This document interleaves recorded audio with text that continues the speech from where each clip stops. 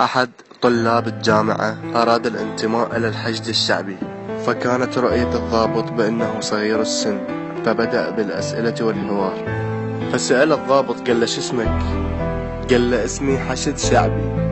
قال له شبيك بي يا حسين؟ قال له تشتغل؟ ما اشتغل طالب، بس تخرجت من معطف العباس، من زنود السمر، من خزرة الحاجب. مو بعدك صغير على الحرب والموت، جاء نزلموا ونسواننا تحارب، جاء نزلموا ونسواننا تحارب.